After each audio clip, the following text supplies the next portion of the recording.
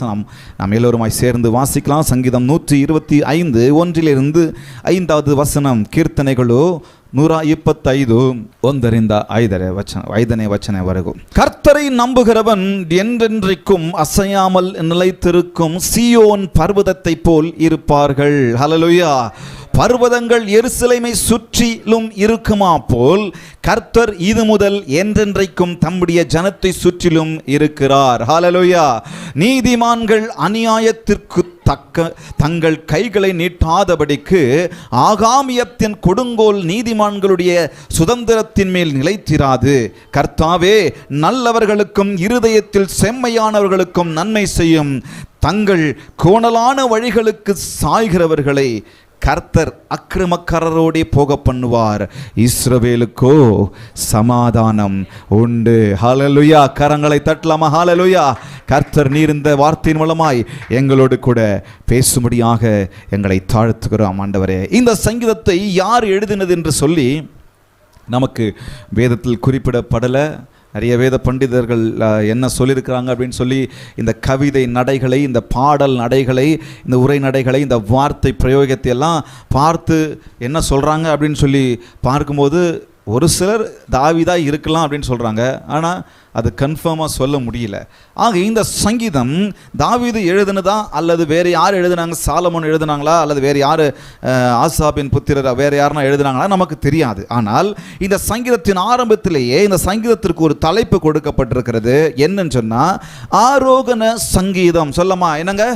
ஆரோகண சங்கீதம். நீங்கள் மியூசிக் படிக்கிறவங்களாம் இருந்தீங்க அப்படின்னு சொன்னால் அதில் மியூசிக் விஷயத்தில் இந்த ஆரோகண காரியத்தை சொல்லுவாங்க. ஆரோகணம் பிறகு அவரோகணம் என்று சொல்லுவாங்க. ஆரோகணம் என்று சொன்னால் மேலாக, அதாவது ஏறு வரிசையில் பாடுகிற காரியம், அசெண்டிங்கில் பாடுற காரியம்.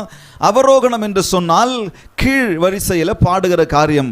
அப்போ சரிகம பதனிசா, சரிகம பதனிசா, அதை அப்படியே கீழாக சானி தப மகரிசா. இப்போ மேலே ஒரு தடவை பாடுறது, கீழே ஒரு விஷயம். ஆக ஆவரோகணம் அவரோகணம் என்று சொல்லி இந்த பாடல்களை பிரிப்பார்கள். ஆக இந்த சங்கீதத்திற்கு என்ன பாட்டை சொல்லியிருக்கிறாங்க, என்ன தலைப்பை வச்சுருக்காங்க சொன்னால் ஆரோகண சங்கீதம். எப்போங்க? ஆரோகண சங்கீதம். ஆரோகண சங்கீதத்தில் இந்த பாடலை இந்த பக்தன் அழகாக எழுதுகிறார். இந்த ஆரோகண சங்கீதம் இங்கே எங்கே எழுதுறாங்கன்னு சொன்னால், எப்படிப்பட்ட சூழ்நிலையில் அவங்க எழுதுறாங்க அப்படின்னு சொன்னால், எருசலேம் மக்கள் அவர்கள் வழி பிரயாணத்தில் எழுதுவாங்களாம். அவங்க ஒரு எருசலேமுக்கு போகும்பொழுதோ அல்லது தேவாலயத்திற்கு போகும்பொழுதோ அல்லது பண்டிகைகளுக்கு போகும்பொழுதோ இன்னும் பல காரியங்கள் அவர்கள் செய்யும்போது அவர்கள் இந்த பாடல்களை, இப்படிப்பட்ட பாடல்களை அவர்கள் எழுதுவார்கள் என்று சொல்லி வேதத்திலே சொல்லப்பட்டிருக்கிறது. சாங்ஸ் ஆஃப் அசென்ஸ் அப்படின்னு சொல்லி சங்கீதம் 120 சங்கீதம் 134 வரைக்கும் இந்த ஆரோக்கிய சங்கீதம் தான் இருக்குது. நீங்கள் வீட்டில் போய் வேதத்தை திறந்து நீங்கள் வாசிக்கும் பொழுது, தலைப்பை வாசிக்கும் பொழுதே உங்களுக்கு தெரியும். ஆக எருசலேமுக்கு செல்லும் வழியில் அவங்க எழுதுகிறாங்க. திருவிழாக்கள், பண்டிகைகளை கொண்டாடும் போது, பஸ்கா பண்டிகைகளை கொண்டாடும் போது, திருப்பந்திகை சமயத்தில் பாடுவாங்க. இஸ்ரவேல் ஆராதனை நேரத்தில் இந்த பாடல்களை எல்லாம் பாடுவாங்க அப்படின்னு சொல்லி இந்த பாடலை குறித்து சொல்லுகிறது. ஆக இந்த பாடலை ஏன் இந்த பக்தன் பாடுகிறார்? நாம் இன்றைக்கு இந்த பாடல் மூலமாக அல்லது இந்த சங்கீதத்தின் மூலமாக ஒரு சில முக்கியமான காரியத்தை நாம் கற்றுக்கொள்ள போகிறோம். ஆண்டவர் இந்த பாடல் மூலமாக எனக்கு என்ன சொல்ல வரார், என்ன எனக்கு பேச வரார்? ஆரோகண பாடல் மூலமாய் கர்த்தர் என்ன பேச வரார்? முதல் வார்த்தையை நம்ம வாசிக்கலாம். எல்லாம் சொல்லமா என்ன? கர்த்தரை. எல்லாரும் சொல்லமா என்ன? எல்லாரும் சத்தத்தை உயர்த்தி சொல்லமா என்னங்க? இது எனக்குள்ளாக இன்னைக்கு பதிஞ்சிருட்டோம். என்னங்க? கர்த்தரை நம்புகிறவன். ஹல்லேலூயா. கர்த்தரை நம்புகிறவர்கள் என்று சொல்லுகிறது. நான் எனக்கு சொல்லிக்க போறேன், நான் கர்த்தரை நம்புகிறவன். he who trusts in the Lord. ದೇವರನ್ನು ನಂಬುವವನು, ದೇವರ ಮೇಲೆ ಭರವಸೆ ಬಿಡುವವನು, கர்த்தர் மேலே நம்புகிறவன். ஆக இது இந்த பாட்டுக்கு தலைப்பு ஆரோகணமாக இருக்கலாம். ஆனால் இந்த செய்திக்கு தலைப்பு கர்த்தரை நம்புகிறவன். பக்கத்தில் பார்த்து சொல்லுங்க, நீங்கள் வேறு யாரையும் வேறு எதையும் இல்லை, கர்த்தரை நம்புகிறவன். ஆக கர்த்தரை நம்புகிறவனாய் இந்த சங்கீதக்காரன் அல்லது இந்த பக்தன் என்ன எழுதுகிறார்? நான் கர்த்தரை நம்புகிறேன், அதனால் நான் என்ன பண்ணுறேன்? அசைக்கப்படுவது இல்லை என்று எழுதுகிறார். ஆக வசனம் சொல்லுகிறது, முதலாவது வசனத்தை நீங்க வாசிங்க. கர்த்தரை நம்புகிறவன் என்றென்றைக்கும் அசையாமல், சொல்லமா,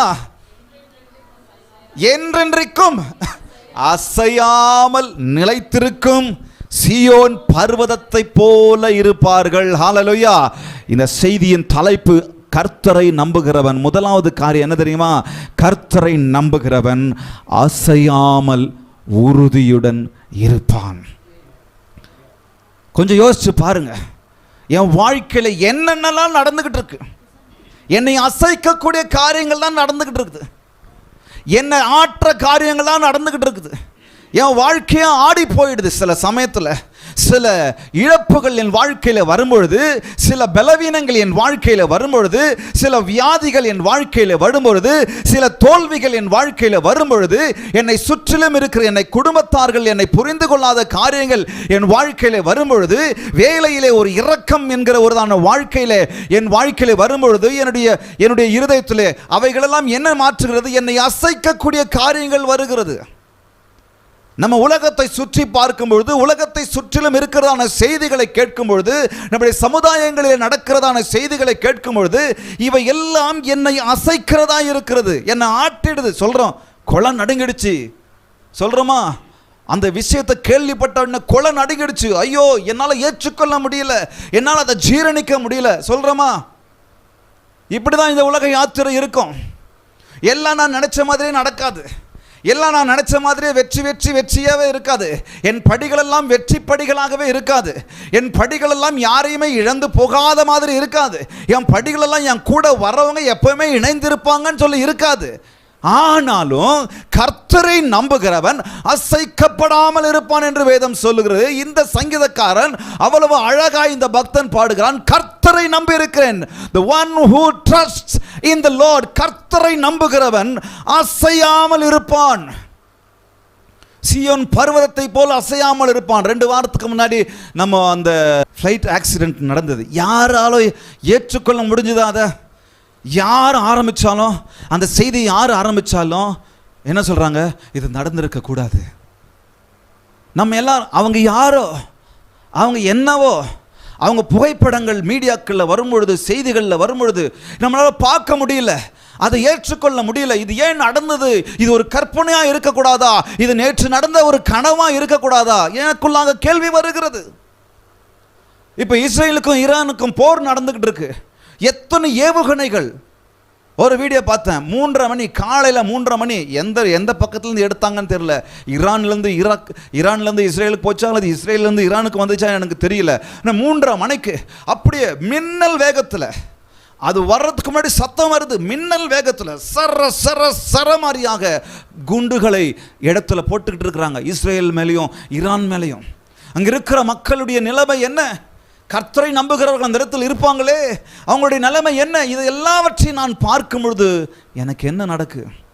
உலக யாத்திரை அப்படி தான் இருக்கும். கர்த்தரை நம்புகிறவன் அசையாமல் இருப்பான். இதெல்லாம் நடக்கும் தான். சில சமயத்தில் நம்ம தள்ளிட்டு போயிடுறோம், பார்க்கக்கூடாது, அதை குறித்து பேசக்கூடாது. அதை குறித்து பேசினா தான் நம்ம இருதயெல்லாம் ஒரு மாதிரி துடிக்குது. ஒரு டாக்டர் சொல்கிறார், அதை குறித்து திரும்ப போய் தேடாதீங்க, தேடிங்கன்னா நீங்கள் தான் நிம்மதி கெட்டு போயிடுவீங்க. ஒரு டாக்டர் சொல்கிறாரு, இப்போ இந்த சம்பவம் நடந்துச்சா, திரும்ப போய் அந்த செய்தி என்ன சொல்லுது, இந்த செய்தி என்ன சொல்லுது, இவன் என்ன சொல்கிறான், இந்த மீடியா என்ன சொல்கிறான், இந்த யூடியூபர் என்ன சொல்கிறான், இந்த சேனலுக்காரன் என்ன சொல்கிறான், கேட்டுக்கிட்டே இருக்கிறோம். அதிலே நம்ம உழண்டுக்கிட்டே இருக்கிறோம். கேட்காதீங்க, அதிகமாக அதை பார்க்காதீங்க, விஷயத்தை தெரிஞ்சுக்கிட்டா விட்டுடுங்க. நம்மளால் அதை பார்க்காமலும் இருக்க முடியாது. ஆனால் இங்கே பக்தன் சொல்கிறார், அப்படி தான் இருக்கும் இந்த உலகத்தில். ஆனாலும் நான் அசையாமல் இருப்பேன். காரணம் என்ன தெரியுமா? கர்த்தர் தம்முடைய ஜனங்களுக்கு பலனாய் இருக்கிறார். கர்த்தரே தம்முடைய ஜனங்களுக்கு பலனாய் இருக்கிறார். He will remain unshaken. காரணம், கர்த்தர் தான் அவங்களுக்கு, எனக்கும் உங்களுக்கும் பலனாய் இருக்கிறார். இது ஏற்றுக்கொள்ள முடியல அப்படின்னு வார்த்தையில் சொன்னாலும் ஏற்றுக்கொண்டு தான் வாழ்ந்துக்கிட்டு இருக்கிறோம். காரணம் என்ன தெரியுங்களா? கர்த்தர் என்னுடைய பலனாய் இருக்கிறார். ஹல்லேலூயா! கர்த்தர் உங்களுடைய பலனாய் இருக்கிறார். நம்முடைய வாழ்க்கையில் சில சமயத்தில் ஐயோ இவங்க எல்லாமே என்னால் வாழ முடியாது சொல்கிறோமா? எவ்வளோ தடவை சொல்கிறோம், இவங்க எல்லாமே என்னால் வாழ முடியாது, என் பிள்ளை இல்லாமல் என்னால் வாழ முடியாது, என் கணவன் இல்லாமல் என்னால் வாழ முடியாது, என் மனைவி இல்லாமல் என்னால் வாழ முடியாது, இந்த நண்பன் இல்லாமல் என்னால் வாழ முடியாது சொல்கிறோமா? ஆனால் சில சமயங்களிலே அவர்களை நாம் இழக்கும்போது நான் வாழ்ந்துக்கிட்டு தான் இருக்கிறோம்.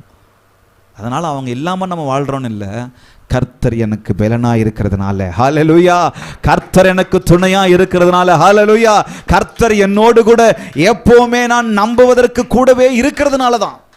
அதனால தான் அந்த பாட்டை பாடினோம், நம்புவதற்கென்று எனக்கு ஒரு தேவன் உண்டு, ஹல்லேலூயா, என்னோடு இருக்க எழுந்த ஒரு தேவன் உண்டு, என்னை சந்திக்க வந்த ஒரு தேவன் உண்டு, அவர் எனக்கு இந்த உலக யாத்திரையிலே போதும். சொல்லமா, அசையாமல் இருப்பேன். வேதம் சொல்லுகிறது, சங்கீதம் 16:8 வசனம் சொல்லுகிறது, கர்த்தரை நம்புகிறவன் அசையாமல் இருப்பான். எப்படி, ஏன் அவன் அசையாமல் இருப்பான்? கவனிங்க, 16:8, சங்கீதம் 16:8, கர்த்தரை எப்பொழுதும் எனக்கு முன்பாக, கரங்களை தட்டலாமா, ஹல்லேலூயா, நான் அசைக்கப்படுவதில்லை. காரணம், இந்த உலகத்தில் என்னென்னவோ நடக்குது, என்னை அசைக்க நடக்கிறது, என்னை அசைக்க, என்னை பலவீனப்படுத்த, என்னை சோர்ந்து போக செய்ய இந்த உலகத்தில் நடந்துகிட்டு இருக்கு.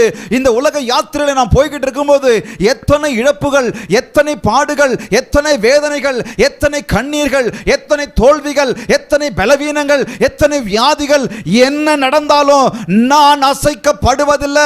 காரணம், என் கர்த்தரை எப்போதும் எனக்கு முன்பாகவே வைத்திருக்கிறேன். ஹல்லேலூயா, என் கர்த்தரை எனக்கு முன்பாக வைத்திருக்கிறதுனால நான் அசைக்கப்படுவதில்லை. இந்த உலக யாத்திரை சுலபமாக முடியாது. இந்த உலக யாத்திரை எல்லாம் நான் நினைத்தது போல நடக்காது. நான் நினைச்சது ஒன்று, நடந்தது ஒன்று. நான் பிரேயர் பண்ணது ஒன்று, நடந்தது ஒன்று. நான் யோசித்தது ஒன்று, நடந்தது ஒன்று. ஆனாலும் நான் அசைக்கப்பட மாட்டேன். ஹல்லேலூயா, காரணம், இந்த பிரச்சனைகள் என் கண்ணுக்கு முன்னாடி இல்லை, இந்த போராட்டங்கள் என் கண்ணுக்கு முன்னாடி இல்லை, எனக்கு முன்னாடி இருக்கிறதெல்லாம் என் கர்த்தர் ஒருவரையே. அதனால தான் நான் அசையாமல் இருப்பேன். பக்கத்தில் சொல்லுங்க, நீங்க அசையாமல் இருக்கிறீங்களா?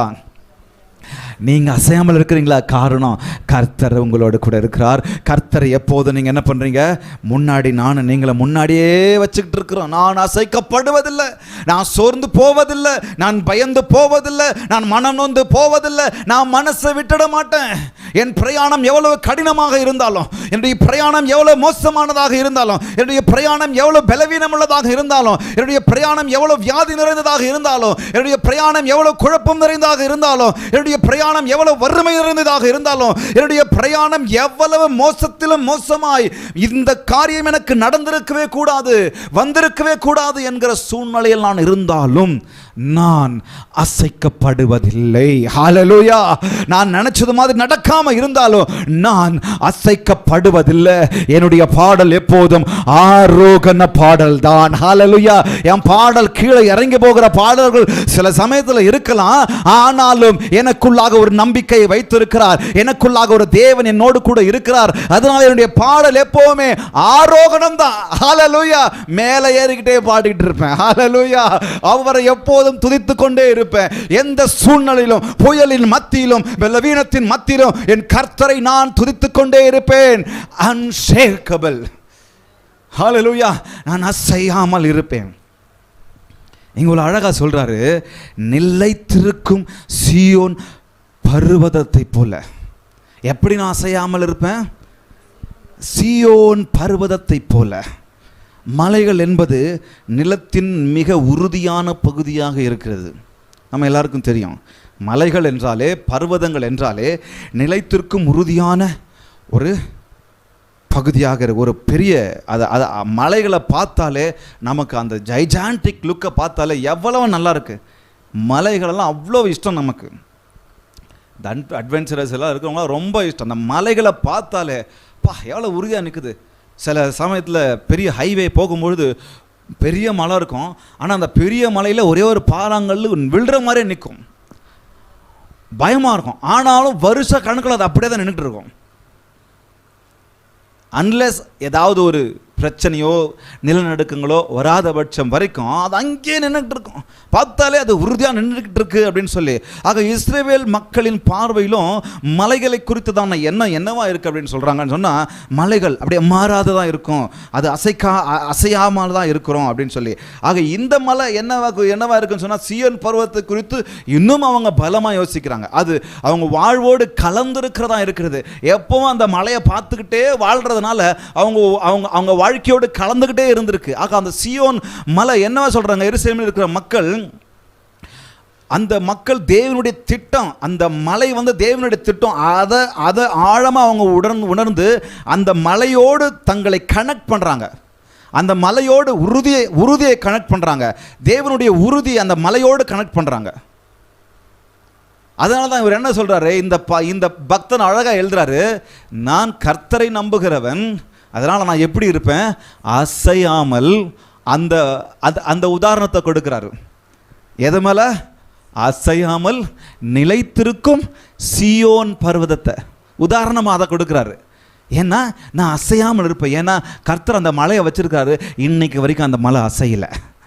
அதை போல் நானும் இருப்பேன். அதை இந்த உலகத்துக்கு சொல்கிறாரு அவர். பார்ப்பா, சீயோன் மலையை நான் என் தாத்தா காலத்துலேருந்து பார்த்துக்கிட்டு இருந்தேன். சில மலையெல்லாம் பார்க்குறோம், எத்தனை வருஷமாக பார்த்துக்கிட்டு இருக்கிறோம். இன்னைக்கு மலைகளுடைய பாடுங்கள்லாம் போச்சு. எத்தனை மலைகளை குடஞ்சிக்கிட்டு இருக்கிறாங்க, கொஞ்சம் கொஞ்சமாக எடுத்துக்கிட்டு இருக்காங்க. கல்லுக்காக, மண்ணுக்காக, எம்சாண்டுக்காக, அதுக்காக இதுக்காக மலைகளை குடஞ்சிக்கிட்டு இருக்கிறாங்க. கடவுள் எவ்வளவு விஷயங்களுக்காக, நல்ல காரியங்களுக்காக அதை உருவாக்கி வச்சுருக்காங்க, ஆனால் அழிச்சிக்கிட்டு இருக்கிறாங்க. அதெல்லாம் ஒரு பக்கம் வேதனை தான், அதுக்கு மாற்று வழி யோசிக்க மாட்டாங்க. ஆனால் இவர் எழுதுகிறாரு, அந்த மலைகளை குறித்து யோசிக்கும் போது அழகாக பார்த்து எழுதுகிறாரு, நிலைத்திருக்கும் சீயோன் பர்வதத்தை போல நான் அசைக்க மாட்டேன், காரணம் என் கர்த்தர் எனக்கு துணையாக இருக்கிறாரு. ஹல்லேலூயா, என் கர்த்தர் எனக்கு துணையாக இருக்கிறாரு. அந்த மலை அவங்களுக்கு ஒரு நம்பிக்கையை கொடுத்து தான். அந்த மலையை குறித்து என்ன சொல்கிறாங்க, அந்த மழை ஒரு பெரிய செழிப்பாக, ஒரு பெரிய நிறைய காரியங்கள் அவங்களுக்கு கொடுக்குது அப்படின்ற விஷயத்தை காட்டிலும் நம்பிக்கை சார்ந்த ஒரு காரியமாக அந்த மலை இருக்குது அப்படின்னு சொல்கிறாங்க. எல்லா சூழ்நிலைகளிலும், எல்லா சோதனைகளிலும், துன்பங்களிலும் என் நம்பிக்கை அசையாது அப்படின்ற அந்த ஒரு விஷயத்தை கனெக்ட் பண்ணுறதுக்கு அந்த மலையை அவங்க கனெக்ட் பண்ணுறாங்க. இன்னும் நிறைய இருக்குது. சீயோன் பர்வதத்தை போல நான் என்ன பண்ணுவேன், அசையாமல் இருப்பேன். அப்போ என் வாழ்க்கையில், உங்கள் வாழ்க்கையில் கொஞ்சம் யோசிச்சுக்கோங்க. நீங்கள் எந்த சூழ்நிலையில் இருக்கிறீங்கன்னு எனக்கு தெரியாது. இப்போ எந்த மாதிரி மனதளவில் எந்த அளவுக்கு நீங்கள் சோர்ந்து போய்கிட்டு இருக்கிறீங்க, பலவீனப்பட்டு கொண்டிருக்கிறீங்க, தனிமையாக ஃபீல் பண்ணிக்கிட்டு இருக்கிறீங்க எனக்கு தெரியாது. பண ரீதியாக நீங்கள் எந்த அளவுக்கு மோசமான சூழ்நிலையில் இருக்கிறீங்கன்னு சொல்லி எனக்கு தெரியாது. உலக பிரகாரமான வாழ்க்கையிலே நானும் நீங்களும் எந்த அளவுக்கு உயர்வை அடைந்திருக்கிறோம்னு சொல்லி எனக்கு தெரியாது. வியாபாரம், என்னுடைய பிஸ்னஸ், என்னுடைய வேலை விஷயத்தில் என்னென்னலாம் நடந்துக்கிட்டு இருக்குன்னு சொல்லி எனக்கு தெரியாத கர்த்தர் இருக்கிறார். ஹல்லேலூயா. ஆரோகண பாடல் நானும் பாடுவேன், ஏன்னா நான் கர்த்தரை நம்புகிறவன். ஹல்லேலூயா. இதெல்லாம் நடக்கும் தான். நான் செய்த விளைவுகளுக்கு என்னென்ன காரியங்கள் நடக்கிறது, அல்லது இந்த உலக யாத்திரையில் இன்னும் பல காரியங்கள் நடக்கு, என் கையை மீறி நடக்கு, என் கையினாலேயே நடக்கு, என்னென்ன பிரச்சனையோ நடக்கு. ஆனாலும் கர்த்தரை நம்புகிறவன் நான் அசையாமல், ஹல்லேலூயா, அசையாமல் நிலைத்திருக்கிற பர்வதத்தை போல நானும் நிலைத்திருப்பேன், உறுதியாக இருப்பேன். இந்த பாடலை பாடலாம் எப்போவுமே. அது எப்போவாவது வச்சுக்கோங்க, எப்போவுமே வச்சுக்கக்கூடாது. இந்த முகத்தை பார்த்தாலே ஃபேஸ்புக்கில் மட்டும்தான் ஃபேஸு க்ளோவாக இருக்குது, வேறு நேரத்துலலாம் ஃபேஸ் அப்படியே ப்ளோ இறங்கிடுது. அழுமூஞ்சி குமார் மாதிரியே இருப்போம் நம்ம. எங்கள் பாஸ்டர் சொல்லுவார், 6 o'clock ஃபேஸ், 6 மணி மூஞ்சின்னு வருது. எப்போ பாரு அதில் சோகம் அடங்கிட்டே இருக்கும். வேண்டாம்.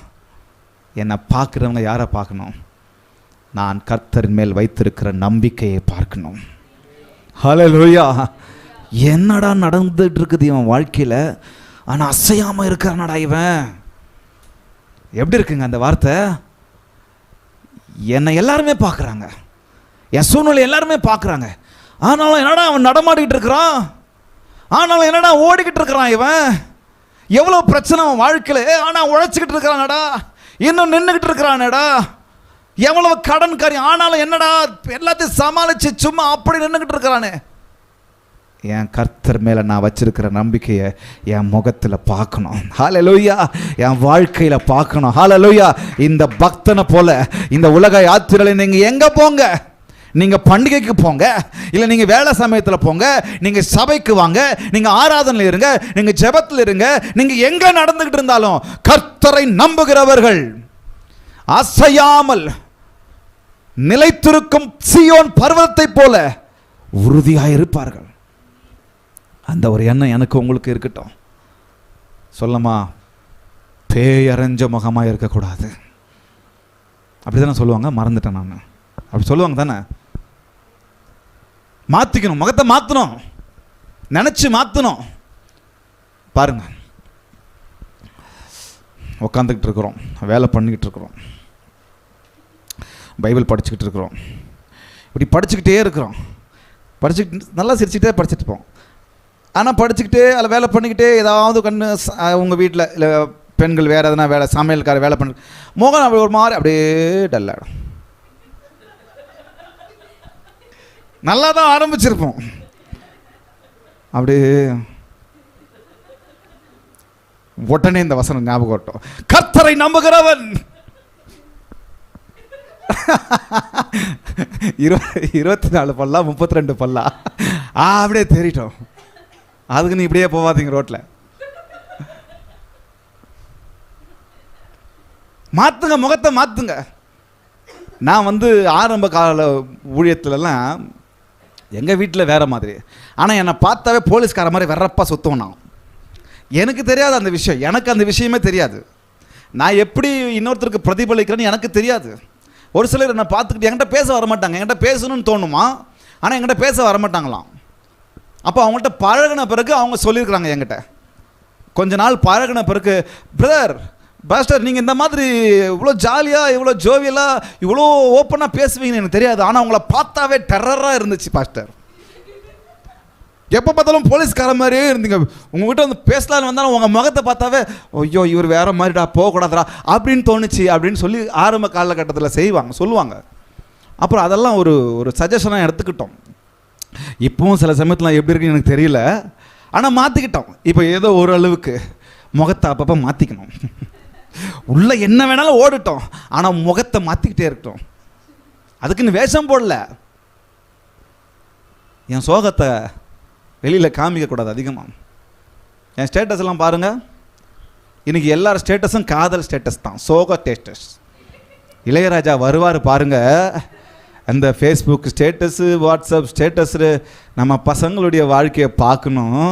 வெறும் இளையராஜா வாழ்கிறார், ரஹ்மான் வாழ்கிறார் அவங்கள்ட்ட. ஸ்டேட்டஸில் வெறும் சோக பாடல்கள் தான், காதல் தோல்வி பாடல் தான், சொந்தக்காரன் கைவிட்டான்ற பாடல் தான். நம்ம ஸ்டேட்டஸு எதுக்கு வைக்கணும்? அதை கேட்டு இன்னும் 4 பேர் ஆமாண்டா என்னையும் ஒரு சொந்தக்காரன் ஏமாற்றிட்டான், என்னையும் அவள் ஏமாற்றிட்டு போயிட்டா, என்னடா இந்த மாதிரியெல்லாம் நடக்குதுன்னு அழுறதுக்கு இல்லைங்க. ஒன்றும் இன்ஃபர்மேஷனுக்கு வைக்கணும், இல்லை பாசிட்டிவ் விஷயத்துக்கு வைக்கணுங்க. பார்க்குறதெல்லாம் அதே தான். நான் ஏற்கனவே சொல்லியிருக்கிறேன்னு நினைக்கிறேன். என் மச்சானுங்க, என்னுடைய தம்பிங்க ஒரு சிலர்லாம் இருக்கிறாங்க. அந்த ஸ்டேட்டஸை பார்த்தாலே நம்மளுக்கு பகீர்னு ஆகும். பகீர்னு ஆகின்னு ஒரு நாள் 12 மணிக்கு ஃபோன் பண்ணேன், 11 மணிக்கு டே ஏன்டா இந்த ஸ்டேட்டஸ் வச்சுருக்கிற, பயமாக இருக்குதுடா, எதனா பிரச்சனையாடா? இல்லை மாமா நல்லா இருந்ததுன்னு வச்சேன். மறைக்கிறான் விஷயத்த. ஒரு நாள் ஸ்டேட்டஸு எனக்கு வாழவே பிடிக்கல, கண்ணீர் அந்த இமோஜி, அழுவுற மாதிரி அழுவு மூஞ்சி இமோஜி. 11:30 மணிக்கு ஃபோன் அடிக்கிறேன், என்னாச்சு பிரதர், என்னாச்சு தம்பி? இல்லை ஒன்றும் இல்லை, நான் போகிறேன். அதுவும் வேறு நான் போகிறேன் அப்படின்னு வேறு வார்த்தை. இல்லைண்ணா மனசு ஒரு மாதிரி இருந்துச்சு அதனால போட்டேன். உனக்குள்ளே வச்சுக்கியாத, நீ ஸ்டேட்டஸில் போட்டு பார்க்குற, நான் எப்படியாவது போடு, எக்காடாவது கெட்டு போடு, என்னால் போக முடியல, உனக்கு ஃபோன் பண்ண வேண்டியதாக இருக்குது இந்த நேரத்தில் கூட. கர்த்தரை நம்புகிறவன் எப்படி இருப்பான்? அசையாமல். உள்ள என்னென்னவோ நடந்துக்கிட்டு இருக்கு, பக்கத்தில் என்னென்னவோ விழுந்துக்கிட்டு இருக்கிறது. என் பக்கத்தில் 1000 பேரும் என் வலதுபுறத்தில் 10,000 பேர் விழுந்தாலும் அது என்னை அணுகாது. கரங்களை தட்ட மாட்டோமா? ஹல்லேலூயா. நடக்குது, என்னை அசைக்க நடக்குது, என் நிலையை மாற்ற நடக்கிறது, என் உறுதியை மாற்ற பல காரியங்கள் நடந்துகிட்டு இருக்கு. எனக்கு இஷ்டமானவங்களே நடத்திக்கிட்டு இருப்பாங்க, எனக்கு விருப்பமானவங்களே நடத்திக்கிட்டு இருப்பாங்க, நான் நம்பக்கூடியவங்களே நடத்திக்கிட்டு இருப்பாங்க, நான் உயிராக நேசிக்கிறவங்களே என்ன புரிஞ்சுக்காம நடந்துகிட்டு இருப்பாங்க. வேற வழி இல்லை. நான் அசையாமல் இருக்கணும், ஆனால் என்னை அசைக்க பார்ப்பாங்க. எப்படி போகிறான் பார்க்கலாம்டா இவன், அவன் விழுந்துட்டான் பார்த்தியா, அவன் வியாபாரம் விழுந்துருச்சு பார்த்தியா, அவன் ஃபெயில் ஆகிட்டான் பார்த்தியா, அவனை விட்டு எல்லாரும் போயிட்டாங்க பார்த்தியா, எப்படி போகிறான்னு பார்க்கலாம் அப்படின்னு சொன்னான். கர்த்தரை நம்புகிறவன் நான் அசையாமல் உறுதியாய் நிலைத்திருக்கும் சீயோன் பர்வதத்தை போல இருப்பேன். எதுவும் என்ன அணுகாது. நடக்கும், புயல் நடக்கும், புயல் மத்தியில் எனக்கு ஒரு பாடல் உண்டு. ஹல்லேலூயா. எதின் மத்தியிலும் ஆரோகண கீதம் உண்டு. சொல்லமா அசையாமல் இருப்பேன். விட்டுறாதீங்க, மனசை விட்டுடாதீங்க, நொந்து போயிடக்கூடாது, எந்த காரியத்திற்கும் நொந்து போயிடாதுங்க, சோர்ந்து போயிடக்கூடாது. கர்த்தரை என் கூட உங்கள் கூட பேசிக்கிட்டு இருக்கிறார். இந்த பக்தன் யாருன்னு தெரியல, ஆனாலும் போகிற பிரயாணத்தில் பாடுறாரு. அவர் எருசலேமுக்கு போகிறாரா, பண்டிகைக்கு போகிறாரா, அல்ல வேறு என்ன காரியத்துக்கு போகிறாரு தெரியாது. ஆனால் போகும்போது, நடந்து போகும்போதே பாடிக்கிட்டு போகிறாங்க. ஆரோகண கீதம் பாடிக்கிட்டு போகிறாங்க. என்ன? கர்த்தரை நம்புகிறவர்கள். ஹல்லேலூயா. கர்த்தரை நம்புகிறவர்கள் என்றென்றைக்கும் என்றென்றைக்கும் அசையாமல் இருக்கிற சீயோன் பர்வதத்தை போல, அசையாமல் நிலைத்திருக்கும் சீயோன் பர்வதத்தை போல இருப்பார்கள். சொல்லமா, கர்த்தரை நம்புகிறவன் எப்படி இருப்பாங்க? அசையாமல் இருப்பாங்க. ரெண்டாவதாக, கர்த்தரை நம்புகிறவன் பாதுகாப்பாய் இருப்பான். எப்படி இருப்பாங்களா? இரண்டாவது வசனத்தை யாராவது எடுத்து வாசிக்கிறீங்களா? கர்த்தரை நம்புகிறவன் பாதுகாப்பாய் இருப்பான். என்ன அழகா விவரிக்கிறார் பாருங்க. அவருடைய பாதுகாப்பு எந்த அளவுக்கு இருக்குன்னு சொல்லி விவரிக்கிறார் பாருங்க இந்த பக்தனு. ஹல்லேலூயா. பர்வதங்கள் எருசலேமை சுற்றிலும் இருக்குமா போல் கர்த்தர் இது முதல் என்றென்றைக்கும், கரங்களை தட்டி சொல்லலாம், தம்முடைய ஜனத்தை சுற்றிலும் இருப்பார். அதுதாங்க பாதுகாப்பு. என் ரைட் சைடில் மாத்திரம் இல்லை, என் லெஃப்ட் சைடில் மாத்திரம் இல்லை, எனக்கு பின்னாடி மாத்திரம் இல்லை, எனக்கு முன்னாடி மாத்திரம் இல்லை. கர்த்தர் என்னை எப்படி சூழ இருக்கிறாரா? என்னை சுற்றிலும் இருக்கிறாரா. ஹல்லேலூயா. மேற்கே, கிழக்கே, வடக்கே, தெற்கே, எல்லா பக்கமும் கர்த்தர் எனக்கு சுற்றிலும் இருக்கிறாரா. அது அழகா இவர் என்ன அழகா விவரிக்கிறார் பாருங்க. எருசலேமை சுற்றிலும். சொல்லமா, எதை சுற்றிலும்? எருசலேம் பர்வதங்கள் எருசலேமை சுற்றிலும், பர்வதங்கள் பர்வதங்கள் மலைகள் எருசலேமை சுற்றிலும் இருக்குமா போல். அதை கற்பனை செஞ்சுக்கலாம். எருசலேமை சுற்றிலும் என்னென்னலாம் இருந்திருக்கு பாருங்க. இது அழகா வேத பண்டிதர்கள் இப்படி சொல்றாங்க பாருங்க. எருசலேம் நகரை சுற்றிலும் இருக்கிற மலைகள், கிழக்கு பக்கம் ஒலிவு மலை என்று சொல்லி, மவுண்ட் ஆஃப் ஆலிவ்ஸ், எருசலேம் நகரை விட உயர்ந்ததான் அது. எருசலேம் நகரம் இப்படி இருக்குன்னு சொன்னால், இங்கே இருக்குன்னு சொன்னால், இதை போல் அப்படி உயர்ந்ததாக இருக்குதான். எந்த பக்கம்? கிழக்கு பக்கம். தெற்கு பக்கம் தீய ஆலோசனை மலை, தமிழில் அப்படி டிரான்ஸ்லேட் பண்ணியிருக்கிறாங்க. ஹில் ஆஃப் ஈவில் கவுன்சில் என அழைக்கப்படுகிற ஒரு மலை இருக்கிறதா, ஒரு பள்ளத்தாக்கு இருக்கிறதா. அது என்னவா எப்படி இருக்குதா? எருசலேம் நடுவில் இருக்கான், தெற்கு பக்கம் அது உயர்ந்து இருக்குதா அந்த மலை. ஹில் ஆஃப் ஈவில் கவுன்சில்னு சொல்லி. மேற்கு பக்கம் என்ன இருக்குது அப்படின்னு சொன்னால், யோசபாத்தின் பள்ளத்தாக்குக்கு அப்பால் உள்ள ஒரு பெரிய மலைச்சரம் என்று சொல்லுது. ரிட்ஜ் பியாண்ட் த வேலி ஆஃப் ஜெஹோஷாஃபாட் அப்படின்னு சொல்லி அங்கே ஒரு மலை இருக்குதான். அப்படியே மெதுவாக பெருசாக இருக்குதான். நிலம் மெதுவாக உயர்வதை காணலாம் அந்த இடத்துல. இது நகருக்கு ஒரு பாதுகாப்பான ஒரு எல்லை போல இருக்குதான் எருசலேமை சுற்றிலும். வடக்கு பக்கம் 3 பக்கம் பார்த்துட்டோமா? இப்போ வடக்கு பக்கம் எப்படி இருக்கான்? ஒலிவ மலையுடன் இணைந்து மலை தொடரின் ஒரு வளைவான். ஒலிவ மலைக்கிட்டே அந்த ஒலிவ மலையோடு சேர்ந்து இணைந்து சொல்கிறல்ல மேற்கு தொடர்ச்சி மலை அப்படின்னு சொல்லி, அதை போல தொடர்ச்சி மலை ஒரு கனெக்டடோடு இருக்கான். அந்த மலை எப்படி இருக்கான்? சுமார் ஒரு மைல் தூரம் தொலைவில் இருக்கான் அந்த மலை. அப்போ பாருங்க, இவர் எதை மீன் பண்ணுறாரு? என் கர்த்தர் அவங்களுக்கு புரியணும், ஜனங்களுக்கு புரியணும், என்னையும் அதுக்குள்ளாக நடத்துகிறாரு பாருங்க. எப்படி நடத்துகிறாரு?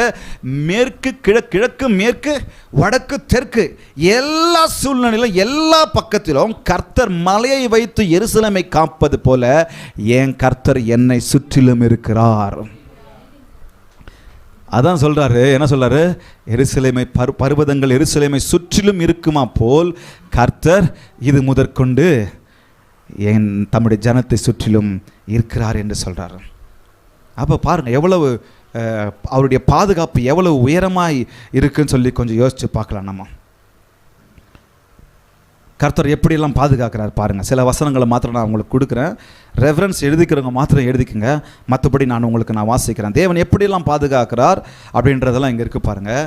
யாரையெல்லாம் எப்படியெல்லாம் பாதுகாக்கிறாருன்னு சொல்லி ஒரு சில உதாரணங்கள் பாருங்கள். சகரியா 2:5 தீர்க்கதரிசன புஸ்தகம் சகரியா 2:5, நான் அதற்கு சுற்றிலும் அக்கினி மதிலாயிருக்கிறேன், அதன் நடுவில் மகிமையாக இருப்பேன். எப்படி இருக்கார் பாருங்க பாதுகாப்பா.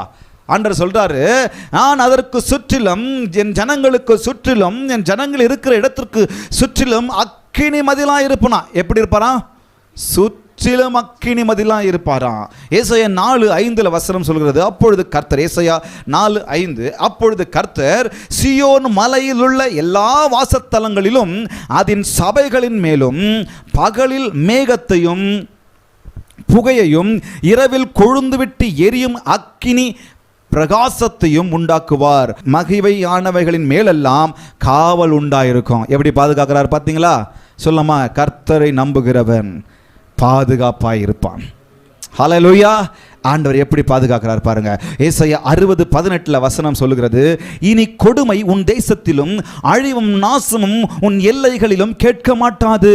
உன் மதில்களை ரட்சிப்பென்றும் உன் வாசல்களை துதி என்றும் சொல்லுவாய். ஹல்லேலூயா.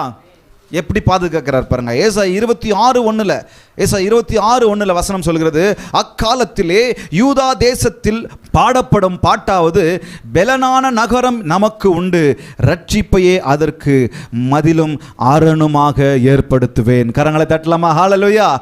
ரட்சிப்பையே அதற்கு மதிலாக, சுவராக, அரணுமாக நான் ஏற்படுத்துவேன் என்று சொல்லி கடைசி இந்த வசனம் சொல்கிறது பாருங்க. ஏசாயா 11:9, என் பரிசுத்த பர்வதம் எங்கும் தீங்கு செய்வாரும் இல்லை, கேடு செய்வாரும் இல்லை. சமுத்திரம் ஜலத்தில் நிறைந்திருக்கிறது போல பூமி கர்த்தரை அறிகிற அறிவினாலே நிறைந்திருக்கும். எப்படி பாதுகாக்கிறார் பாருங்க. அவருடைய இன்னும் எவ்வளோ வசனம் இருக்கு. அவருடைய பாதுகாப்பெல்லாம் அந்த அளவுக்கு பிரமாதமான பாதுகாப்பு. என்னுடைய செக்யூரிட்டி, என்னுடைய ப்ரொடெக்டர் அவர் மாத்திரம்தான். ஞானியாகிய சாலமன் சொல்றார், இதே 126 சங்கீதத்தில் 1-2, கர்த்தர் வீட்டை கட்டாராகில் அதை கட்டுகிறவர்கள் பிரயாசம் விருதா. அடுத்தது சொல்றார் பாருங்க, கர்த்தர் நகரத்தை காவாராகில் காவலாளர்கள் விழித்திருக்கிறது விருதாவாக இருக்கிறது. இந்த உலக யாத்திரையில் கர்த்தர் மாத்திரமே என் பாதுகாப்பு. நான் சொல்லலாம், 4 சுவர் எனக்கு இருக்கு, அதனால நான் பாதுகாப்பு. இவர் உதாரணமாக சொல்றார், அந்த 4 சுவர் பாதுகாப்புன்னு சொல்லல. அவர் பர்வதங்கள் எருசலேமை சுற்றிலும் இருக்குமா போல் உதாரணமாக சொல்றாரு. இந்த பர்வதங்கள் எனக்கு பாதுகாப்புன்னு சொல்லலை. அவ்வளோ பாதுகாப்பாக இருக்கிறான் பார்த்தீங்களா அப்படின்னு சொல்லி பர்வதம் என்ன சுற்றிலும் இருக்கு. பெங்களூரில் இருக்கிறவங்க சொல்கிறாங்க, இங்கெல்லாம் எந்த பெரிய வெள்ளமே வராது. நிறைய பேர் சொல்கிறத கேள்விப்பட்டுக்கிறேன். ஆண்டவர் அடித்தா எப்படியும் அடிப்பார். எது நான் பெங்களூரில் இருக்கிறது சேஃபா? பெங்களூரை சுற்றிலாம் மழை இருக்கிறதுனால சேஃபா? நான் என் கர்த்தர் என் கூட இருக்கிறதுனால தான் சேஃப். ஹல்லேலூயா. இங்கே அதான் அழகாக சொல்கிறார், என் குடும்பத்துக்கு யார் சேஃபு, யார் பாதுகாப்பு? என் குடும்பத்திற்கு அவர் தான் பாதுகாப்பு. கர்த்தர் நகரத்தை காவாராகில் காவலாளர்கள் விழித்திருக்கிறது விருதா. ஒரு ஃப்ராக்ஷன் ஆஃப் செகண்டில் எல்லாமே நடக்கிறது. என் கர்த்தர் என்னை காக்கிறதுனால இன்னைக்கும் நான் அவரை பாடிக்கிட்டு இருக்கிறேன். சொல்லமா, கர்த்தரை நம்புகிறவன், நான் கர்த்தரை நம்புகிறவன் அசையாமல் இருப்பேன், பாதுகாப்பாகவும் இருப்பேன்.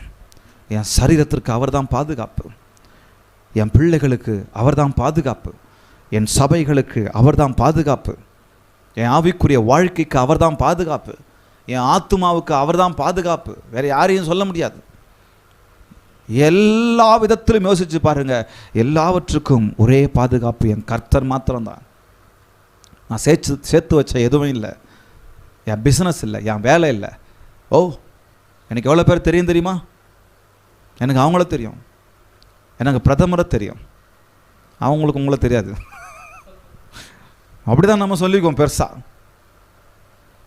எனக்கு நான் எவ்வளோ பெரிய இன்ஃப்ளூயன்சர் தெரியுமா?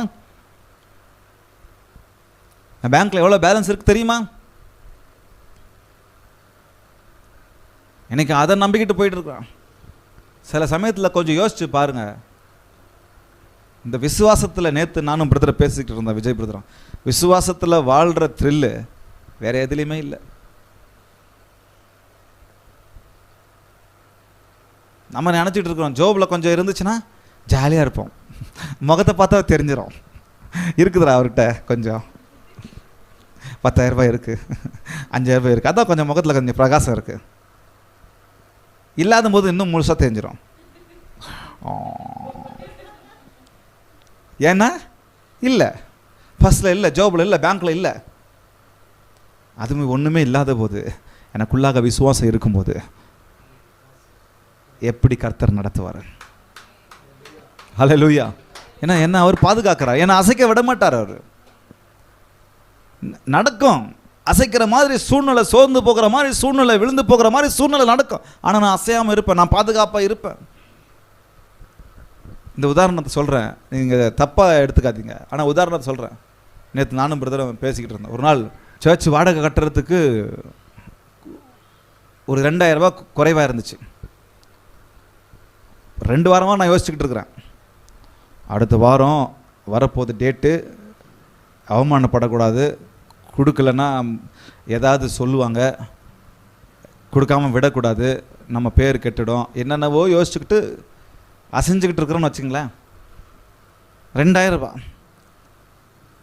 கடைசி சபை ஆராதனை முடிஞ்சது, அந்த 2,000 ரூபா குறைவாகவே இருந்தது. இன்னும் 3 நாள் நான் கட்டணும்.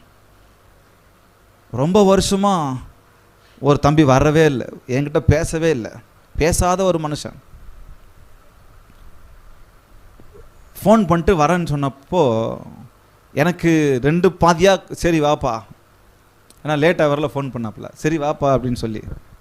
எனக்கு தெரியாது என்ன நடக்க போகுதுன்னு எனக்கு தெரியாது, ஆனால் உள்ளுக்கூடலாம் வேண்டிக்கிட்டு இருக்கிறேன். வந்தாப்புல ஒரு 1/2 மணி நேரம் உட்காந்து பேசினாப்புல.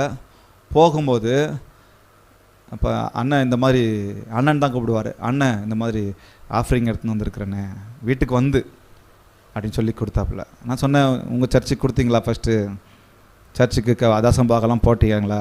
வாங்கிறதுக்கு முன்னாடி இதெல்லாம் கேட்டேன். அங்கே இருக்கிற தசம்பாகம் இங்கே எடுத்துன்னு வரக்கூடாது, வாங்கிறதுக்கு முன்னாடியே கேட்டேன். இல்லைண்ணா இல்லை நான் கொடுத்துட்டேண்ணா, இது வேறண்ணா. சரிப்பா ஓகே அப்படின்னு சொல்லி, உனக்கு இருக்கா அப்படின்னு கேட்டு வாங்கிட்டு கவரை திறக்க மனசு இல்லை எனக்கு. ஏன்னா எனக்கு வேணுமா இருக்கிறது எவ்வளோன்னு தெரியும், என்ன வரப்போகுதுன்னு தெரியல. வச்சிட்டேன், சரி திறந்து பார்க்கலாம், காலையில் திறந்து பார்த்துக்கலான்னு வச்சுட்டேன். அப்புறம் ஏன்னா இல்லைன்னா அப்புறம் திருப்பூர் நைட்டெல்லாம் யோசிச்சுக்கிட்டு இருப்பேன். சரி திறந்துடலாம் என்னடா அப்படின்னு சொல்லி திறந்து பார்க்கும்போது எனக்கு எவ்வளவு தேவையோ அவ்வளவு கரெக்டாக, மேலேயும் இல்லை கீழேயும் இல்லை, அதே அமௌண்ட்டை கடல் கொடுக்குறாரு. ஆனால் அசைக்கிற மாதிரி சூழ்நிலை வருது, ஆனால் அசைய மாட்டோம். ஏன்னா கர்த்தர் எனக்கு பாதுகாப்பாகவும் இருக்கிறாரு, அசையாமல் இருக்கவும் செய்கிறாரு. இப்போ சொல்கிறேன்னு சொல்லி நீங்கள் காசு கொடுக்கணும்னு சொல்லுங்கள், உங்கள் உறுதி விசுவாசம் உறுதியாகணும்னு நான் சொல்கிறேன், அவ்வளோதான், வேறு ஒன்றும் இல்லை. சொல்லமா அசையாமல் இருப்பான், காரணம் அவர் தான் பாதுகாப்பு. கர்த்தர் எப்படி பார்க்குறாருன்னு சொன்னால், பறந்து விரிந்து, இந்த ஏசாயா 31:5 சொல்லுகிறது, ரொம்ப அழகான எக்ஸ்பிளனேஷன் இது. பறந்து காக்கிற பட்சியை போல சேனைகளின் கர்த்தர். எப்படியா கர்த்தரை எப்படி பாதுகாக்கிறாரா? பறந்து காக்கிற பட்சியை போல, ஒரு பறவையை போல, ஒரு சிட்டுக்குருவியை போல, அது ஈகளாக இருக்கட்டும் ஒரு சின்ன பறவையாக இருக்கட்டும், பறந்து காக்கிற பட்சியை போல சேனைகளின் கர்த்தர் எருசலேமின் ஆதரவாக இருப்பார், அவர் அதை காத்து தப்ப பண்ணுவார் என்று கூறுகிறது. கரங்களை தட்ட மாட்டோமா? என்னை காக்கிற தேவன் என்னை சுற்றிலும் இருக்கிறாருன்னு சொல்லி இந்த சங்கீதக்காரன் சொல்றாரு, இந்த பக்தன் சொல்றாரு. ஆனால் ஏசாயாவில் கர்த்தர் எப்படி சொல்றாரு பாருங்க, சுற்றிலும் மாத்திரம் இல்லைப்பா, மேலேயே நான் இருக்கிறேன். ஒரு பறவையை கொஞ்சம் திங்க் பண்ணி பாருங்க, இதை எப்படி விவரிக்கிறாங்கன்னு சொன்னால், இது தாய் பறவையை குறித்து பேசுகிறாரு. இந்த வசனம் தாய் பறவை குறித்து கர்த்தரை தாய் பறவைக்கு ஒப்பிடுறாங்க ஸ்காலர்ஸு. அந்த தாய் பறவை அவங்க எல்லாருக்குமே தெரியும், தாய் பறவை முட்டை போட்டுடுச்சுன்னு சொன்னால், குஞ்சு பறிச்சிருச்சுன்னு சொன்னால் என்ன பாதுகாப்பு கொடுக்கு. இறை தேட போனாலும் கண்ணு குட்டிங்கிட்டே தான் இருக்கும். முட்டை எங்கே இருக்கும் அங்கேயே தான் இருக்கும், பறந்துக்கிட்டே இருக்குமா. ரொம்ப நேரம் உட்கார்ந்துட்டு இருக்கிறோம். ஆக நான் என்ன பண்ணுறேன், அப்படியே பறந்துக்கிட்டே இருக்கிறேன். அந்த கூட்டை சுற்றிலும் பறந்துக்கிட்டே இருக்குமா. அது குருவியாக இருக்கட்டும், பருந்தாக இருக்கட்டும், எதுவாக இருக்கட்டும், பறந்துக்கிட்டே இருக்குமா. ஏன்னா தன்னுடைய குட்டிகளுக்கு பாதுகாப்பாக. யாராவது ஒரு விலங்கு, ஒரு பாம்போ அல்லது ஒரு மனிதர்களோ பக்கத்தில் வந்தால் போதும், அடிக்கிறதுக்கு ஓடி வந்துடும், பறந்து வந்துடும். அதை தான் இங்கே சொல்கிறாங்க, தாய் பறவை எப்படி தன்னுடைய குட்டியை காக்கிறதோ அதே போல் என் கர்த்தர் பறந்து காக்கும் பட்சியை போல எனக்காக காத்துக்கிட்டே பார்த்துக்கிட்டே இருக்கிறாராம். அவர் இருக்கும்போது நான் ஏங்க அசைக்கப்படணும்? அவர் மேலே நம்பிக்கை வச்சா நான் ஏங்க அசைக்கப்படணும்? ஒரு தாய் பறவை தன் உயிரே கொடுக்கு. சில வீடியோக்கெல்லாம் பார்க்குறேன், எனக்கு ஒரே ஆச்சரியம். ஐயோ, இந்த பறவைக்கு இவ்வளவு தாய்மை குணமா? தன்னுடைய உயிரையே பணயம் வைக்கிறது. தன்னுடைய உயிரையே பணயம் வைத்து அந்த பாம்பிடத்திலிருந்து ஓடி வந்து கொத்துகிறது. அதை கொத்தி அந்த பாம்பை கீழே விழ வைத்து ஓடி போய் தன்னுடைய குஞ்சுகளை அப்படியே அணைத்து கொள்ளுகிறது. சாதாரண பறவையை இப்படி பாதுகாக்கும் போது என்னை உண்டாக்கினவர், என்னை உருவாக்கினவர், என்னை பேர் சொல்லி அழைத்தவர், என்னை இன்றைக்கும் யோசித்துக் கொண்டிருக்கிறவர், என்னை இன்றைக்கும் நினைத்து கொண்டிருக்கிறவர், என் பேரை சொல்லி அழைத்தவர் என்னை பாதுகாக்காமல் இருப்பாரோ? நான் அசைக்கப்பட மாட்டேன். காரணம் கர்த்தர் என்னுடைய நம்பிக்கையாக இருக்கிறார். பறந்து காக்கிற பட்சியை போல என்னை பாதுகாக்கிறார். மூன்றாவதாக இப்படி சொல்றார் பாருங்க. கடைசியாக நான் சொல்லி முடிக்கிறேன், டைம் ஆயிடுச்சு. மூன்றாவதாக அவன் அசையாமல் இருப்பான், அவன் பாதுகாப்பாக இருப்பான், கடைசியாக அவன் சமாதானமாய் இருப்பான்.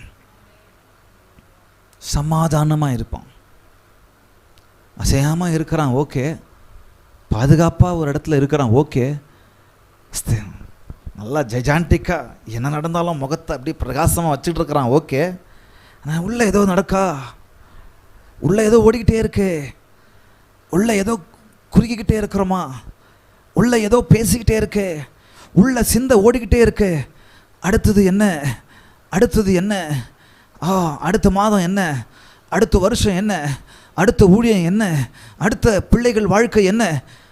நான் பார்க்குறதுக்கு நல்லா இருக்கிறேன், அசையாமல் இருக்கிறது மாதிரி நான் காமிச்சிக்கிட்டு இருக்கிறேன், அசையாமல் பாதுகாப்பாக இருக்கிறது போல் எல்லாருக்கும் தெரிஞ்சுக்குது. ஆனால் உள்ள கூனி குறுக்கிட்டு இருக்கலாம். ஆனால் இஸ்ரவேலுக்கோ சமாதானம் உண்டு. எப்படி தெரியுமா? நான் சொல்கிறேன் பாருங்க, வசனத்தை வாசிச்சிடலாம். 5வது வசனத்தை வாசிக்கலாம். தங்கள் கோணலான வழிகளுக்கு சாய்கிறவர்களை கர்த்தர் அக்கிரமக்காரரோட போக பண்ணுவார். இஸ்ரவேலுக்கோ சமாதானம் உண்டு. இஸ்ரவேலுக்கோ. இதை பவுல் விவரிக்கும் போது எப்படி திரும்ப விவரிக்கிறாரு? இந்த பிரமாணத்தின்படி நடத்துகிறவர்கள் எவர்களோ, இந்த பிரமாணத்தின்படி நடந்து வருகிறவர்கள் எவர்களோ அவர்களுக்கும் தேவனுடைய இஸ்ரவேலுக்கும் சமாதானம் இரக்கம் உண்டு. அப்போ என்ன சொல்ல வராங்க? இஸ்ரவேலுக்கோ சமாதானம் உண்டு என்று சொல்லுகிற வார்த்தை எப்படி நம்ம எடுத்துக்கொள்ள வேண்டும் என்று சொன்னால், உண்மையான தேவனுடைய பிள்ளைகளுக்கு. யாருக்கு? இந்த வசனத்தை வாசிச்சுட்டு இப்போ இஸ்ரவேலுக்கு சமாதானம்னு சொல்லக்கூடாது. இப்போ அங்கே இருக்கிறவங்களாம் உண்மையான தேவ பிள்ளைகளா இல்லையான்னு சொல்ல முடியாது. ஆமான்னு நான் சொல்ல முடியாது, இல்லைன்னு சொல்ல முடியாது. உண்மையிலேயே தேவனுடைய பிள்ளைகளாக இருந்தால் இஸ்ரேலும் தேவ பிள்ளைகள் இருக்கிறாங்க, ஈரான்லேயும் தேவ பிள்ளைகள் இருக்கிறாங்க. அப்போ இஸ்ரேல்ன்ற பேர் வச்சுக்கிட்டு இருக்கிறதுனால இஸ்ரேல் மக்கள்னு சொல்ல முடியாது. யாரெல்லாம் உண்மையாக தேவனுடைய பிள்ளைகளாக இருக்கிறாங்களோ, யாரெல்லாம் பிரமாணத்தின்படி நடந்து வருகிறார்களோ, உண்மையான இஸ்ரவேலுக்குன்னு சொல்லலாமா? உண்மையான இஸ்ரவேலுக்கு, அவர் வார்த்தையின்படி நடக்கிற இஸ்ரவேலுக்கு. அவருடைய வார்த்தையின்படி நடந்திருந்தா சின்ன பிள்ளைங்களை குண்டு போட்டு கொலை பண்ணியிருக்க மாட்டாங்க. முழுசா நான் சொல்ல முடியாது. சின்ன பிள்ளைங்களை குண்டு போட்டு கொலை பண்ணியிருக்க மாட்டாங்க. சின்ன பிள்ளைங்களை பசியோட சாகடிச்சிருக்க மாட்டாங்க. சோறு கொடுக்காம சாகடிச்சிருக்க மாட்டாங்க. இவன் வளர்ந்தாத அடுத்தது நமக்கு எதிராகவே வருவான், தீவிரவாதியாக வருவான்னு சொல்லி சாகடிச்சிருக்க மாட்டாங்க. நான் அவர்களை சொல்ல மாட்டேன் இஸ்ரவேல் என்று சொல்லி. ஆனால் இஸ்ரவேலில் இருந்தும் இஸ்ரவேலர் அல்லாதவர்கள் இருந்து அங்கே, இஸ்ரவேலில் இல்லாமல் இந்த உலகத்தில் எங்கே இருந்தாலும் இஸ்ரவேல் என்று ஆவிக்குரிய இஸ்ரவேல்களை நான் சொல்லுகிறேன். ஆவிக்குரிய இஸ்ரவேல்கள் என்ன சொல்ல வரேன்? ஆவிக்குரிய தேவனுடைய பிள்ளைகள் யாரெல்லாம் இந்த தேவனுடைய வார்த்தை கடைபிடிக்கிறார்களோ, அடிக்கு அடி வேணாம், பல்லுக்கு பல்லு வேணாம், பழி வாங்குதல் உனக்குரியதல்ல, பழி வாங்குதல் கர்த்தருக்குரியது, எனக்கு விட்டுடு சொல்லி இந்த பிரமாணத்தை எல்லாம் யார் கடைபிடித்து நடக்கிறார்களோ அவர்களே உண்மையான இஸ்ரவேலர்கள், அவர்களே உண்மையான தேவ பிள்ளைகள். இன்னைக்கு சில ஊழியர்கள் என்ன பண்றாங்க? இஸ்ரவேலுக்கு சமாதானம், இஸ்ரவேலுக்காக ஜெபம் பண்ணுங்க. இல்ல, தெய்வ பிள்ளைகளுக்காக ஜெபம் பண்ணுங்க. அனாத பிள்ளைங்களுக்காக ஜெபம் பண்ணுங்க. ஒன்றுமறியாத பிள்ளைகளுக்காக ஜெபம் பண்ணுங்க. இஸ்ரவேலுக்கோ சமாதானம் உண்மைதான், வசனம் உண்மைதான். ஆனா எந்த இஸ்ரவேலுக்கு? உண்மையான இஸ்ரவேல்களுக்கு, உண்மையான ஆவிக்குரிய இஸ்ரவேல்களுக்கு, உண்மையாய் தேவனுடைய பிரமாணத்தை கை கொள்ளுகிற ஒவ்வொரு பிள்ளைகளுக்கும் தான் சமாதானம். நான் குண்டு போட்டுக்கிட்டு இருந்தா எங்கங்க எனக்கு சமாதானம் வரும்? நான் பழி வாங்குற குணத்தோடு இருந்தா எங்கங்க எனக்கு சமாதானம் வரும்? நான் போர் செய்கிற யுத்தம் செய்கிற குணத்தோடு இருந்தா எங்கங்க எனக்கு சமாதானம் வரும்? எங்கெங்க நாட்டுக்கு சமாதானம் உண்டாகும்? எங்கெங்க என் வீட்டுக்கு சமாதானம் உண்டாகும்? எங்கெங்க உலகத்திற்கு எங்க சமாதானம் உண்டாகும்? கலாத்தியர்ல அவ்வளோ அழகா எழுதுறாரு. 6:16 குறிச்சு வச்சுக்கோங்க. நியாய பிரமாணத்தின்படி, இந்த பிரமாணத்தின்படி, தேவ வார்த்தையின்படி நடந்து வருகிறவர்கள் எவர்களோ அவர்களுக்கும் தேவனுடைய இஸ்ரவேலர்களுக்கும் சமாதானம் இரக்கம் உண்டாவதாக சொல்றாரு. ஆக நல்லா புரிஞ்சுக்குங்க. சரி, நடக்குது, விமான விபத்து நடந்துருச்சு, நடக்கக்கூடாது நடந்துடுச்சு, போர் நடந்துருச்சு. முன்ன என்ன நடந்துட்டு இருந்தது? வேற எங்க ஜெலன்ஸ்கி, இது என்ன ஒரு மறந்துட்டேன், ரஷ்யா உக்ரைன் நடந்துட்டு இருந்தது, போர் நடந்துருச்சு, நடக்கக்கூடாது நடந்துருச்சு. அதனால எவ்வளோ விலைவாசி எழுந்துக்கிட்டு இருக்குது, எல்லா பக்கமும் எக்கானாமிக்கு விழுந்துக்கிட்டு இருக்குது. ஒரு இடத்துல சின்ன அடினா உலகத்துக்கே பெரிய பாதிப்பு உண்டாகுது, கொஞ்சமாக பாதிப்பு உண்டாகுது, நடந்துட்டு இருக்கு. அப்போ சமாதானம் எப்படி? நான் எப்படி சமாதானமாக இருக்க முடியும்? இஸ்ரவேலுக்கோ சமாதானம் சொல்றாரு. அதுதான் அழகாக சொல்றாரு பாருங்க. எனக்கும் உங்களுக்கும் லிட்ரலாக இந்த உலகத்தில் ஒருவேளை சமாதானம் இல்லாத சூழ்நிலை இருக்கலாம், ஆனால் என் உள்ளத்திலே கர்த்தர் ஒரு சமாதானத்தை வைத்திருக்கிறார். அது ஆவிக்குரிய சமாதானம். இன்னைக்கு இஸ்ரவேலுக்கோ சமாதானம் என்று சொன்னால் ஆவிக்குரிய சமாதானம் எனக்கும் உங்களுக்கும் இருக்கு. ஆண்டவர் கொடுத்திருக்கிறார். சமாதானத்தை வைத்து போகிறேன், என் சமாதானத்தை உங்களுக்கு வைத்து போகிறேன். ஆவிக்குரிய சமாதானத்தை எனக்கு உங்களுக்கு வச்சிருக்கிறார். ஆனால் சூழ்நிலைகள் என்னை அசைத்துக் கொண்டிருக்கிறது, ஆனால் சூழ்நிலைகள் என்னை போராட வைத்துக் கொண்டிருக்கிறது, சூழ்நிலை என்னை ஆடி போக செய்து கொண்டிருக்கிறது. இன்றைக்கு உள்ளத்தில் ஆவிக்குரிய சமாதானத்தை எனக்கு கொடுப்பார். ஒரு நாள் வரும், கர்த்தர் வரும் நாளிலே அவர் யுத்தம் செய்து நித்திய சமாதானத்திற்கு நேராக என்னை நடத்துவார். இதாங்க சமாதானம். அப்போ நம்ம சொல்லக்கூடாது, ஐயோ சமாதானத்துக்காக ஜெபம் பண்ணுறோம், சமாதானம் கத்துறோம், சமாதானமே இல்லையே இந்த உலகத்தில், என் குடும்பத்தில் சமாதானம் இல்லையே. நடக்குதுங்க, குடும்பத்தில் 1000 நடக்கிறது. ஆனாலும் கர்த்தருடைய பிள்ளையாக இருக்கும் பட்சத்தில் நீங்களும் நானும் எந்த இடத்திலும் சமாதானத்தோடு நான் இருப்பேன். எந்த சூழ்நிலையிலும் சமாதானத்தோடு நான் இருப்பேன். எவ்வளவு பெரிய வியாதி எனக்கு வந்தாலும் உள்ளுக்குள்ள சமாதானமா இருப்பேன். தோல் அழுகி போகலாம், உலகமும் மாமிசமும் அழிந்திட்டாலும் மயங்கிடாமல் முன்னேறுவேன். நாரிட்டாலும் மயங்கிடாமல் முன்னேறுவேன். ஏன்? எனக்கு இன்னைக்கு ஆவிக்குரிய சமாதானம் உண்டு. ஒரு நாள் வரும், கர்த்தர் வரும் நாளிலே அவர் யுத்தம் செய்வார். எதிர்காலத்திலே எனக்கு ஒரு பெரிய ஆசீர்வாதத்தை கொடுப்பார். கடைசி நாளிலே அவர் கிறிஸ்து சபையை அவ்வளவு அழகாய் சமாதானத்தோடு அவர் எடுத்துக்கொண்டு போவார். புரிஞ்சுச்சிங்களா? இப்போ சமாதானம், இப்போ தெளிவாக ஆண்டவர் நம்மளுக்கு கற்றுக் கொடுக்குறார். சமாதானம் எது? என்னவோ நடந்துக்கிட்டு இருக்கு, என் பக்கத்துலேயே நடந்துக்கிட்டு இருக்கு, ஆனால் நான் அசையாமல் இருக்கிறேன், நான் நின்றுக்கிட்டு பாதுகாப்பாக இருக்கிறேன், நான் எந்த சூழ்நிலையிலும் சமாதானத்தோடு இருக்கிறேன். இப்போ ஆவிக்குரிய சமாதானத்தோடு இருக்கிறேன். ஆனால் ஒரு நாள் வரும், என் பிரச்சனைகளுக்கெல்லாம் ஒரு விடுதலை. ஒரு நாள் வரும் என் வியாதிகளுக்கெல்லாம் ஒரு விடுதலை, ஒரு நாள் வரும் என் பலவீனங்களுக்கெல்லாம் ஒரு விடுதலை, ஒரு நாள் வரும் என் போராட்டங்களுக்கெல்லாம், என் உபத்திரவங்களுக்கெல்லாம், ஒரு பாடுகளுக்கெல்லாம் ஒரு விடுதலை ஒரு நாள் வரும். நித்திய சமாதானத்தை என் கர்த்தர் எனக்கு உண்டு பண்ணுவார். அது வரைக்கும் இன்னைக்கு எனக்குள்ளாக ஆவிக்குரிய சமாதானத்தை கர்த்தர் தருகிறார். அவ்வளவுதான். ஹல்லேலூயா. சொல்லமா, கர்த்தரை நம்புகிறவன், நான் கர்த்தரை நம்புகிறவன், அதனால நான் உறுதியாக இருப்பேன், அசையாமல் பாதுகாப்பாய் சமாதானமாக இருப்பேன். Simple and powerful word. தயவு செய்து எந்த சூழ்நிலையும் சோர்ந்து போகாதீங்க. இனி உங்கள் முகத்தை நான் பார்க்கும்போது காலையில் 6 மணி மூஞ்சா இருங்க, மாலையில் 6 மணி மூஞ்சா இருக்காதீங்க. ஆனால் காலையில் 5 மணிக்கு எழுந்து நல்ல முகத்தை கழுவிட்டு மூஞ்சா இருங்க. கோட்டு வாயோட அப்படின்னு அலையக்கூடாது. 5 மணி 3 மணிக்கெல்லாம் எழுந்துச்சி ஜெபம் பண்ணிவிட்டு, இல்லை அதுக்கு முன்னாடி எழுந்து நல்லா அப்படி பிரகாசமாக இருங்க. 6 o'clock ஃபேஸ், மாலை 6 மணி முகமாக இருக்காதீங்க. பார்க்கட்டும், நம்மளை ஜனங்க பார்க்கட்டும், இவங்கெல்லாம் சர்ச்சுக்கு போகிறாங்கன்னு சொல்லக்கூடாது. ஏய், இவங்க சர்ச்சுக்கு போகிறவங்கடா அப்படி சொல்லணும். ஹல்லேலூயா. ஒப்பு கொடுக்கலாம், எல்லாரும் ஒப்பு கொடுக்கலாம். நம்புவதற்கு எனக்கென்றும் சர்வ வல்லவர் கூட இருப்பார். தளராமல் வனாந்திரத்தில் பிரயாணம் செய்வேன் நம்பிக்கையோடு. நம்புவதற்கு எனக்கென்றும் சர்வ வல்லவர் கூட இருப்பார். தளராமல் சொல்லுவோமா, வனாந்திரத்தில் பிரயாணம் செய்வேன் நம்பிக்கையோடு.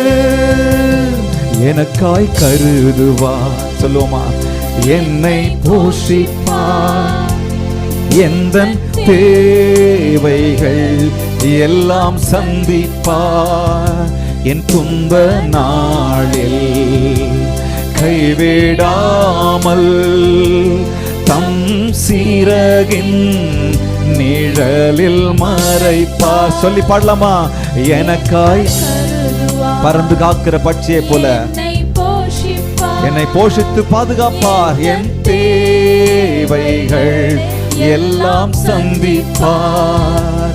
துன்ப நாளில் கைவிடாமல் தம் சீரகின் நிழலில் மறைப்பார். கரங்களை அசைத்து நம்புவதற்கு எனக்கென்றும் சர்வ வல்லவர் என்ன நடந்தாலும் கூட இருப்பார். தளராமல் அசையாமல் வனாந்திரத்தில் பிரயாணம் செய்வேன் நம்பிக்கையோ.